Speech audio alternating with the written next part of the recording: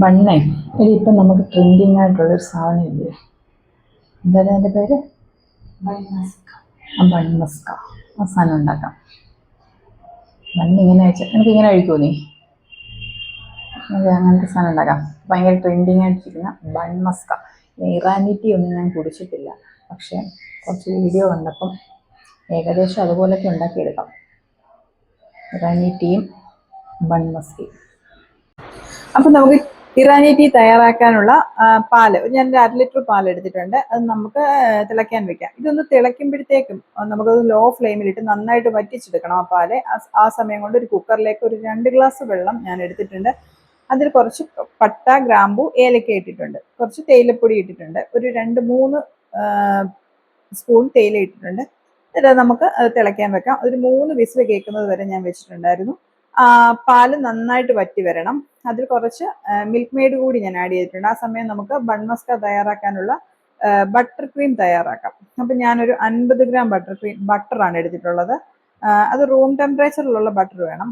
അപ്പം അതിലേക്ക് നമുക്ക് കുറച്ച് മിൽക്ക് മെയ്ഡ് ആഡ് ചെയ്ത് കൊടുക്കാം. മിൽക്ക് മെയ്ഡ് ഒത്തിരി ആയി പോകരുത്, അതായത് ഭയങ്കര ഓവർ മധുരമായി പോകും. അതല്ല അതിൻ്റെ ടേസ്റ്റ്. കുറച്ച് മിൽക്ക് മെയ്ഡ്, ആവശ്യത്തിന് മിൽക്ക് മെയ്ഡ് ആഡ് ചെയ്ത് കൊടുക്കുക. ഒത്തിരി മിൽക്ക് മെയ്ഡ് ആയാൽ തന്നെ ഇത് ഈ ക്രീമിൻ്റെ കൺസിസ്റ്റൻസി അങ്ങ് മാറിപ്പോമേ. അപ്പം അത് നന്നായിട്ട് ഒരു വിസ്ക് വെച്ചിട്ട് നന്നായിട്ട് ബീറ്റ് ചെയ്തെടുക്കണം. ഞാനൊരു സ്പൂൺ വെച്ച് കുറേ നേരം ബീറ്റ് ചെയ്തായിരുന്നു കേട്ടോ. നമുക്കതിലേക്ക് കുറച്ച് വനില എസൻസ് കൂടി ഒഴിക്കണം. എന്നിട്ട് വീണ്ടും അത് നന്നായിട്ട് ബീറ്റ് ചെയ്തെടുക്കണം. സ്പൂൺ വെച്ചാകുമ്പോൾ കുറേ നേരം ബീറ്റ് ചെയ്തേ. അപ്പം അത്രയും നേരം അത് ബീറ്റ് ചെയ്തെടുത്ത് നമുക്കതൊരു സൈഡിലോട്ട് മാറ്റി വെക്കാം. ഇനി നമുക്ക് അതിനുള്ള ബണ്ണ് കട്ട് ചെയ്തെടുക്കാം. നല്ല സോഫ്റ്റ് ബണ്ണായിരിക്കണം. അതാണ് അതിൻ്റെ പ്രത്യേകത. നല്ല സോഫ്റ്റ് ബണ്ണായിരിക്കണം. അതിലേക്ക് നമുക്ക് ആവശ്യത്തിന് ഈ ബട്ടർ ഫില്ല് ചെയ്ത് കൊടുക്കാം. സത്യം പറഞ്ഞാൽ ഈ ബട്ടർ എത്രത്തോളം ഫില്ല് ചെയ്യുന്നു അത്രയും ടേസ്റ്റ് കൂടുതലാട്ടോ. വലിയ ഓവർ മധുരം ഇല്ലാത്തത് കൊണ്ട് നമുക്ക് ആവശ്യത്തിന് നന്നായിട്ട് അത് ബട്ടർ ഫില്ല് ചെയ്യണം. അപ്പം ഞാൻ സത്യം പറഞ്ഞാൽ ഈ ഒരു 50 ഗ്രാം ബട്ടർ ഞാനൊരു 5 ബണ്ണിൽ ഫില്ല് ചെയ്തായിരുന്നേ. അപ്പം അങ്ങനെ ബാക്കി ബണ്ണെല്ലാം നമുക്ക് ഫില്ല് ചെയ്തെടുക്കാം. പിന്നെ ഇതിൻ്റെ സൈഡിലൊക്കെ ഒന്ന് ബട്ടർ ഫില്ല് ചെയ്ത് കൊടുക്കണേ. അപ്പം ആവശ്യത്തിന് ബട്ടർ ആ ബണ്ണിലേക്ക് ഫില്ല് ചെയ്തെടുക്കുക. ഇത്രയേ ഉള്ളൂ. ബൺമസ്ക തയ്യാറായിട്ടുണ്ട്. അപ്പം അങ്ങനെ നമ്മുടെ ബൺമസ്ക എല്ലാം തയ്യാറാക്കി വെച്ചിട്ടുണ്ട്. അപ്പം നമുക്ക് ഇനി ചായ എടുക്കാം.